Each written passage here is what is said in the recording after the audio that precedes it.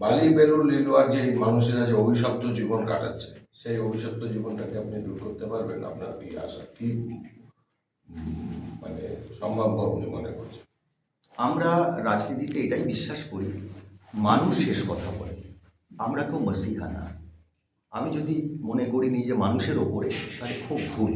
যারা মনে করছে মানুষের থেকে অনেক বড়, তাদের পতন অনিবার্য। আমি নিশ্চিত যে আজকে যদি আমরা বামেদের শাসন আবার ফিরিয়ে আনি, বামেদের শাসন পশ্চিমবাংলায় ফিরিয়ে আনবো, এবং আজকে তো লড়াই দক্ষিণপন্থার সাথে বামপন্থা। বামপন্থাই হচ্ছে পশ্চিমবাংলার একমাত্র ভবিষ্যৎ। বাংলার পুনর্জাগরণ দরকার, বামপন্থার পুনরুত্থান দরকার, এবং আমি নিশ্চিত লাল ঝান্ডা মানুষকে এই ভরসা দিতে পারবে। বালি বেলু লিলুয়া কেন, গোটা পশ্চিমবাংলার মানুষকে। সবশেষে আপনাকে ট্রেন লিলুয়া রেল স্টেশন ভালো, তার সাথে এখন সব টোটো হয়েছে, ঠিক আছে, টোটো টোটো শ্রমিকদেরও তাদের তো সামাজিক সুরক্ষার প্রয়োজন। একটা নিয়মের মধ্যে নিয়ে আসা, এরা কত কষ্ট করে গাড়ি চালায়, হাজার হাজার টোটো শ্রমিক, এদেরকে ফ্রি ব্যাটারি চার্জ সেন্টার আমরা গড়ে তুলব, এবং নিশ্চিতভাবে এদের সামাজিক সুরক্ষার জন্য ব্যবস্থা করব। এই যে আজকে বাড়ি বাড়িতে ডেলিভারি বয়, এদের দেখি কত লাইফ রিস্ক নিয়ে এরা আমার আপনার বাড়িতে খাবার পৌঁছে দিচ্ছে। এদের সামাজিক সুরক্ষার বন্দোবস্ত করা, এইগুলো হচ্ছে আমাদের নির্দিষ্ট লক্ষ্য, যেগুলো এবার বিধানসভার ভোটে আমরা জিতে আসব, এবং আমরা এই কাজগুলো মানুষের জন্য করব। এই সংকল্প নিয়ে আমরা কাজ করছি। আপনি অতীতেও লিলুয়া বেলুর বাড়ি অনেক ঘুরে বেরিয়েছেন, পার্টির সর্বক্ষণের কোনটা অভিজ্ঞতা কি? ওই যে একটাই কথা আমার মনে হয়েছে, লিলুয়ার মানুষ খুব জীবন যন্ত্রণার মধ্যে রয়েছে, এরা কোথাও এই নিষ্কৃতি চাইছে। ওরা তৃণমূল কংগ্রেসের এই অত্যাচার, এখন তো কার্যত যদি বলেন সর্বত্র গুন্ডারাজ প্রতিষ্ঠিত হয়েছে, একটা ভয়মুক্ত পরিবেশ চাইছে।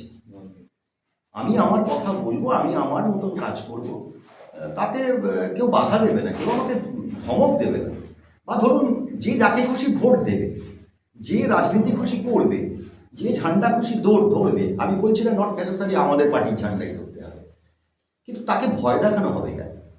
কেউ ধরুন একটা রাস্তায় জল জমেছে, কি রাস্তা ভেঙে গেছে এবং সেই রাস্তা দিয়ে দুর্ভোগ পোয়াচ্ছে, সে যদি ভাঙা রাস্তারই হাল, একটা ফেসবুকে একটা বাচ্চা ছেলে, সে ফেসবুকে এটাকে দেখায় ছবিটা, যে দেখো এই তো হাল, প্রশাসনের কোনো হুঁশ নেই, তাকে ধমক খেতে হবে কেন?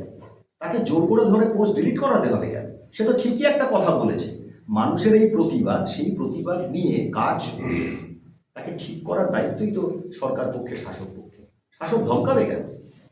ভয়মুক্ত পরিবেশ তৈরি করতে হবে, এই আতঙ্ক আমরা কাটাবো। মানুষ মাথা উঁচু করে নিজে কথা বলবে, নিজের ভোট নিজে দেবে।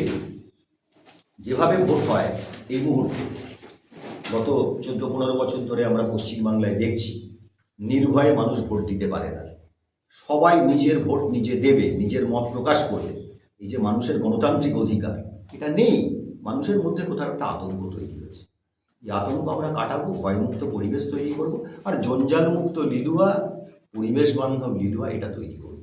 ঘুরে এটাই মনে হয়েছে, মানুষ কোথাও একটা নিস্তার চাইছে, আর এই নিস্তার চাইতে গিয়ে আর যাদের দেখছে, ভারতীয় জনতা পার্টি, তৃণমূল কংগ্রেস, এটা সেটা যা দেখছে মানুষ, এদের ওপর একদম ভরসা রাখতে পারছে না। লোকে মনে করছে আবার লাল ফিরিয়ে নিয়ে এলে অন্ততপক্ষে তার জীবন জীবিকা এবং এই যে একটা ভয় মুক্তি, এরকম একটা সুস্থ পরিবেশ তৈরি হবে, এটা মানুষের মধ্যে।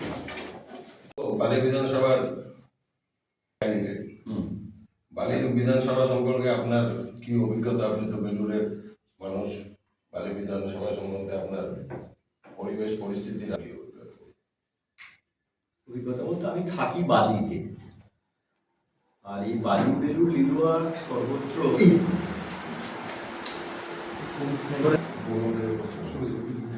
পার্টির সর্বক্ষণের রাজনৈতিক কর্মী, মানুষের মধ্যে কাজ করাই হচ্ছে আমার একমাত্র, সারা জীবন ধরেই আমি এই কাজ করছি। তো স্বাভাবিকভাবে এমনি এখানকার পরিবেশ, মানুষ, এলাকা আমার কাছে পরিচিত, খুবই পরিচিত।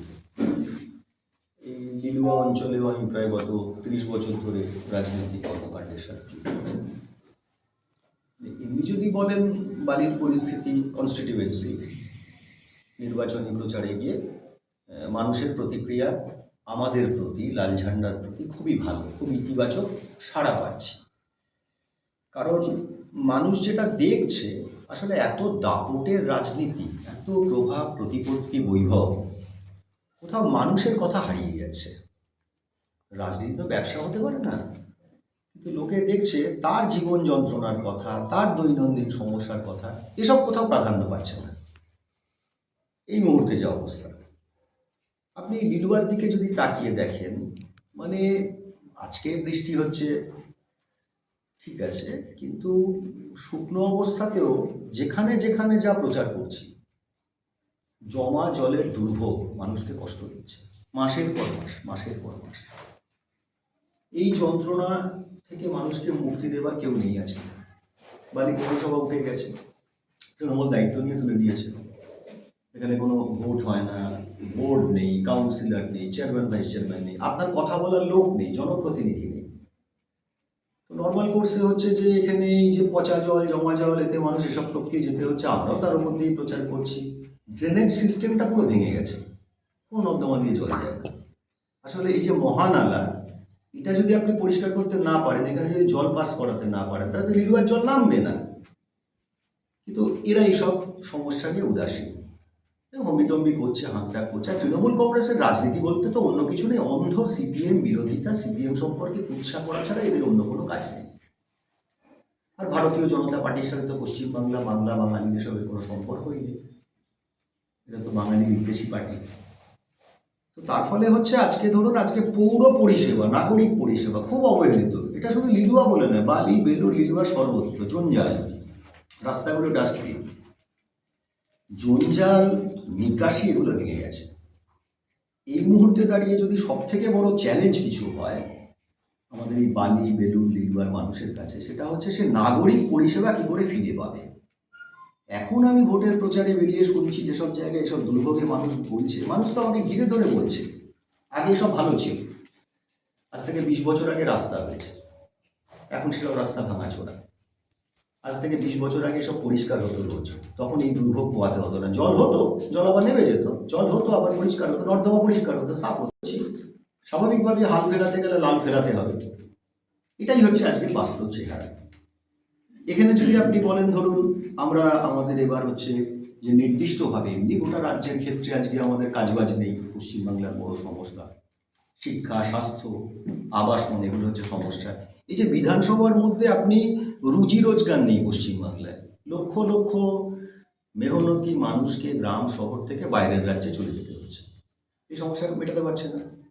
শিল্প নেই, কলকারখানা গড়ে উঠছে না, এদের এসব দেখার সময় নেই। সরকারি শূন্য পদে কোনো নিয়োগ নেই, লক্ষ লক্ষ পদ ফাঁকা।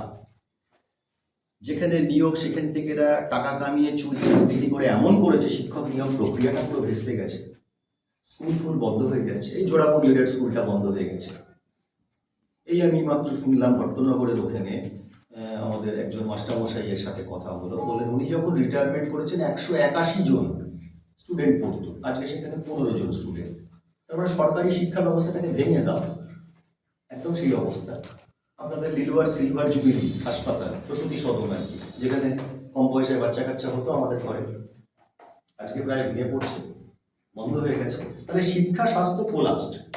এটা হচ্ছে ওয়েস্ট বেঙ্গলের অবস্থা। স্বাভাবিকভাবেই আমরা বামেরা আজকে লড়াই করছি, এই লড়াইয়ের আমাদের মূল লক্ষ্য হচ্ছে মানুষের কথাগুলোকে রাজনীতিতে ফিরিয়ে নিয়ে এসো, শিক্ষা, স্বাস্থ্য, কর্মসংস্থান, এসবের ব্যাপারে সব থেকে অগ্রাধিকার দাও।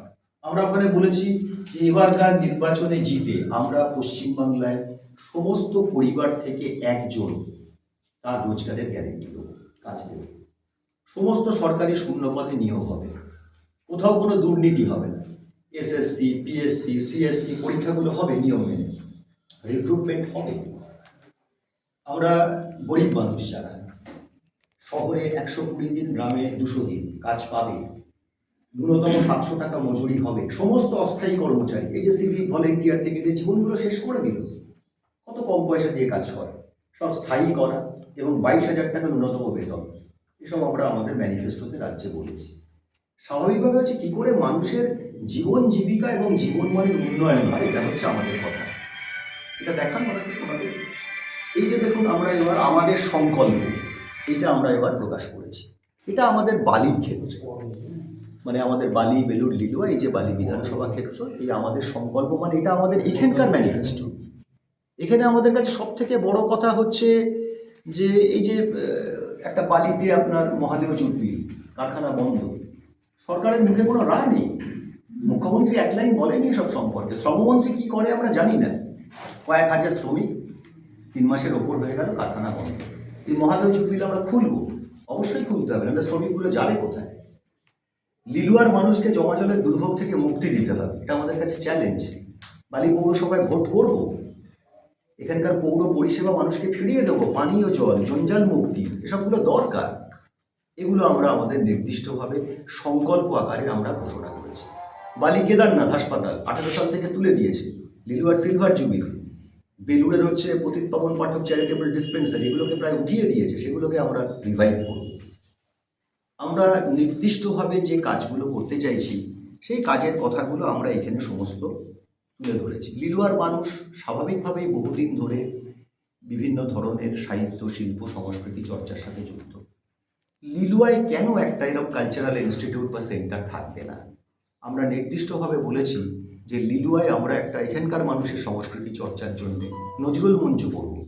বালিতে যেরকম একটা রবীন্দ্র ভবন আছে, সেই রবীন্দ্র ভবনটাকে ওরা সিট কমিয়ে ছোট করে টাকা বাড়িয়ে দিয়েছে। রবীন্দ্র ভবনে তো আর বিদেশ থেকে লোক নাটক করতে আসবে না, লোকাল ক্লাবগুলো করবে। তাহলে এর ভাড়া আমরা কমাবো, রবীন্দ্র ভবনের সম্প্রসারণ করাবো। সেখানে আগে ফিল্ম দেখানো হতো, আবার আমরা নতুন করে ফিল্ম দেখানো শুরু করব, যাতে সেখানটা সংস্কৃতি চর্চার কেন্দ্র হয়ে ওঠে। আর লিলুয়ার মানুষের জন্য এই সংস্কৃতি চর্চার কেন্দ্র নজরুল মঞ্চ আমরা তৈরি করব। বালি, বেলুড়, লিলুয়ায় সর্বত্র ছেলে মেয়েরা প্রচুর খেলাধুলো করে, এখান থেকে প্রচুর দিকপাল ফুটবলার, এ বলাইদা লিলুয়ায় ফ্লাইং বার্ড।